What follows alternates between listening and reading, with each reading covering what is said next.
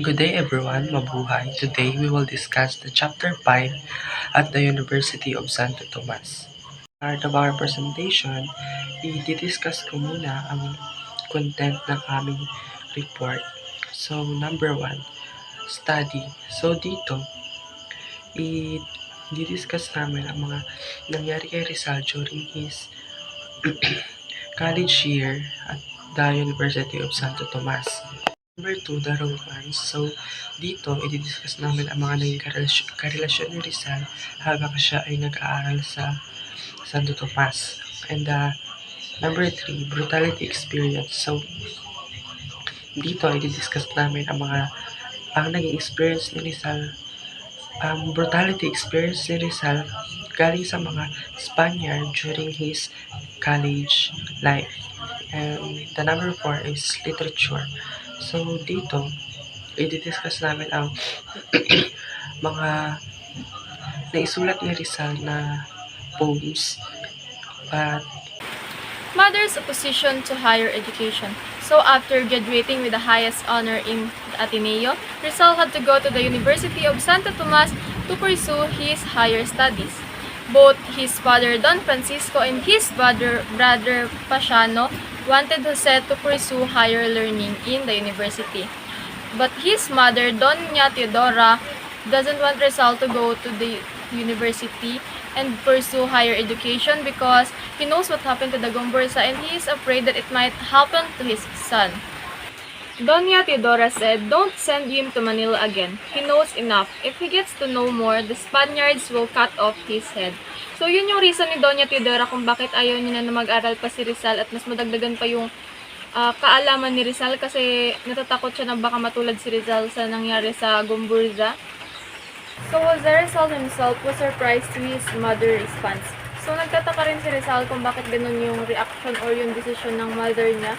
Kasi kilala yung mother niya as the woman of education and culture. But despite of his mother opposition, his father Don Francisco kept quiet and told Pasiano to accompany Rizal in Manila.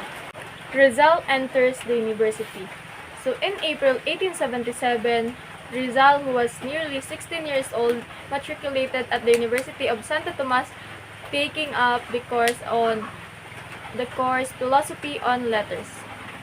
So he take this course for two reasons. The first reason is his father liked it, and the second reason is he was still uncertain on to what career to pursue. So he had written to Father Pablo Ramon, director of Ateneo, asking an advice on what career to pursue. But then, during that time, Father Ramon was in Mindanao and he wasn't able to reply on Rizal's letter. So that is why during Rizal's first year at Santo Tomas, he also studied cosmology, metaphysics, theodicy, and the history on philosophy. So it was during the following term when Rizal received the letter from Father Pablo Ramon advising to take medicine. So that is why he shifted from philosophy and letters to medical study, enrolling simultaneously in a preparatory medical course and the regular first year medical course. So another reason why Rizal took medicine is to find cure for his mother going blindness. So again, yung reason ni Rizal why nag-take siya ng medicine is, una, ito yung advice sa kanya ni Father Pablo Ramon, yung rector ng Ateneo, and second is gusto niyang makahanap ng lunas para sa karamdaman ng mother niya because yung mother niya is blind. Finished surveying courses in Ateneo 1878, he took the vocational courses leading to the title of Perito Agrimensor, expert sobrador. At the age of 17, Dr. Jose P. Rizal passed the final examination in surveying courses was issued to him on November 25, 1881. Pinagpatuloy din nito ang pagsali sa iba't ibang uri ng aktibidades sa Ateneo tulad ng pagbuo ng kanta, paggawa ng mga tula. And Dr. Jose P. Rizal is very talented person. Romance with other girls. So, dito, i-discuss ko ang mga naging karelasyon ni Rizal during his college life at the University of Santo Tomas. So, number 1 is si Miss L. So, si Miss L is very mysterious person. Walang sino man nakakilala sa kanya except sa family niya. And ganito i-describe ni Rizal si Miss L. Fair with seductive and attractive eye, and meron 2 reason kung bakit hindi tinuloy ni Rizal ang panliligaw dito kay Miss L. So, number 1 is the sweet memory of Segunda was still in his heart. So, si Segunda Katigbak is naging karelasyon niya nung siya ay teenager pa lang, which is siya ay 14 years old. So, isa sa reason kung bakit tinuloy ang panliligaw kay Miss L because hindi pa siya nakaka-move on kay Segunda. And ang pangalawang reason niya kung bakit hindi tinuloy ang panliligaw is his father objected to the match. So, basically, ayaw ng father ni Rizal kay Miss L. So, and the next one is si Leonor Valenzuela. During of sophomore ni Rizal, so nung second year college siya is nag-boarding house siya dahil nga malayo yung tinitirahan niya sa Santo Tomas, kaya nag-decision siya na boarding house siya. And ang tinitirahan ni Rizal or ang boarding house niya, ang pangalan ng kanyang boarding house is Doña Concha Leiva. So, si Doña Concha Leiva ang may-ari ng boarding house na yon sa Intramuros. So si Doña Concha Leiva is merong kapitbahay na mag-asawa, which is si Doña Kapitan Juan and Kapitana Sanday Valenzuela. So, ang dalawang mag-asawa na yun is merong anak na ang pangalan ay Leonor Valenzuela. And then, ganito i-describe ni Rizal si Leonor Valenzuela. Leonor Valenzuela was tall girl, almost as tall as Jose Rizal himself, and had a regal bearing.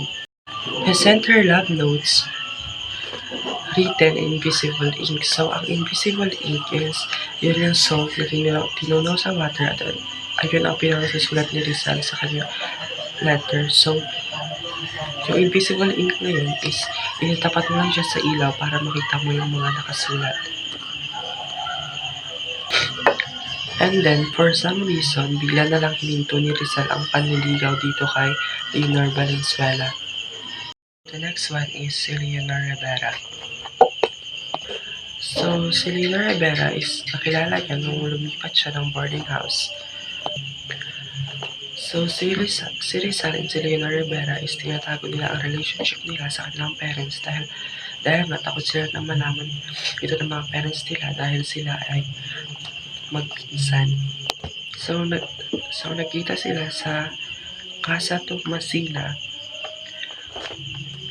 And then, yung boarding house na tinutuluyan ni Rizal is yung landlord doon is yung father ni Leonor Rivera, which is uncle ni Rizal dahil nga magpinsan sila.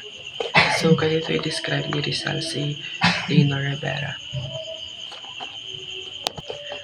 Was a frail, beautiful girl, tender, a budding flower with kindly, wistful eyes. And then, ayaw ng mother ni Leonor Rivera kay Rizal dahil nga magpinsan sila. And then, yung mga letter na ipinapadala ni Rizal kay Leonor Rivera is hindi niya binibigay kay Leonor dahil nga ayaw nito sa relationship nila at dahil din is meron na siyang gustong ipakasal sa kanyang anak na si Leonor Rivera. And then, doon nagtatapos ang romance with other girls ni Rizal during his college life. Now, let's proceed to the next slide. Victim of Spanish officer brutality. One dark night in Calamba during his summer vacation in 1880, he was walking in the street. So, nangyari ito nung summer vacation ni Rizal, which is naglalakad siya at night and then for some reason, and then may nakasalubong siya na tao dahil nga sobrang dilim, hindi niya napansin na ito pala ay isang Guardia Civil. So dahil nga sobrang dilim, hindi niya napansin na yun pala is isang Guardia Civil, so hindi man lang siya nakasaluto or nakabati sa guardia na yun. And then, so alam naman natin na nung time na yun is yung mga Spaniard is sila yung naghahari o sila yung makapangyarihan during that time. So sa simpleng kanan lang sa hindi niya pagbate or pag good evening, nilapitan siya ng lieutenant and then tinagas siya ng espada sa likod. So yung sugat ni Rizal is hindi siya malala or malubha but it's very painful. So after nung gumaling na si Rizal, nireport niya ito sa Captain General and then na si General Primo de Rivera. And then nothing happened kasi isa lamang siyang Indio at yung gumawa sa kanya yun is isang Spaniard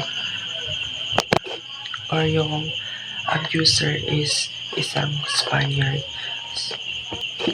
So kumbaga wala siyang karapatang magreklamo dahil ngayong nung panahon nila is yung mga Spaniard ang namumuno. So wala siyang karapatang magreklamo.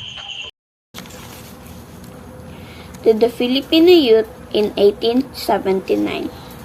Rizal poem inspired the Filipino youth to strive for excellence and fight for freedom. It shows Rizal literary talent and commitment to the Philippine cause. It remains an important part for the Philippine literature and national pride. It expressed the nationalistic idea that Filipinos were the fair hope of fatherland. Reasons why Rizal poem was a classical Filipino literature. It was the first great poem in Spanish written by a Filipino whose merit was organized by Spanish literary authorities. It expressed for the time the nationalistic concept that the Filipinos were fair hope of the fatherland. Council of God, 1880, Artistic Literacy Lyceum opened another literacy contest to both Filipinos and Spaniard to commemorate the fourth centennial of the death of Cervantes, who was Spain's glorified man of letters and famous author of Don Quixote. Rizal submitted an allegorical drama entitled El Consejo de los Dios, the Council of God. And now let's dive into the results and happy days at the University of Santo Tomas. So Rizal is unhappy at this Dominican institution of high learning because of first, the Dominican was hostile to him. The second one is the Filipino students was racially discriminated and humiliated by the Spaniard. And the third one is the method of instruction was obsolete and repressive. So in his novel El Filibusterismo, Rizal exposed the humiliating treatment of Filipino by their Dominican professors and the outdated teaching methods, particularly in natural sciences. So, he vividly described how physics classes were conducted without hands-on experiments, and laboratory equipment like microscopes were merely displayed as ornaments, but it cannot be touched by the students. So during Rizal's time, the Dominican professors of the University of Santo Tomas discouraged Filipino students from pursuing knowledge. Despite being a brilliant student, Rizal, who excelled at the Ateneo, was denied top honors due to his professors' unfriendly and biased attitude. Notably, Rizal achieved excellent grades in his first year of philosophy, but was still overlooked for high scholastic honors, and that was the time when Rizal decided to study abroad. So let's jump onto the Rizal's decision to study abroad. After finishing the fourth year of his medical course, Rizal decided to study in Spain. He could no longer endure the rampant bigotry, discrimination, and hostility in the University of Santo Tomas. His uncle Antonio Rivera, which is Leonor's father, encouraged him to go abroad. Both Pasiano and Saturnina, whom he contacted secretly, were of similar opinion. So for the first time, Rizal made a bold decision to study abroad without seeking his parents' permission or blessing, knowing they would likely disapprove, especially his mother. He also kept his plans a secret from his beloved Leonor, aware that her youth and romantic nature might lead her to unintentionally reveal his plans. As a result, Rizal's parents, Leonor, and even the Spanish authorities were caught off guard when they learned of his departure of Spain, where he aimed to complete his medical studies under more liberal and open-minded professors.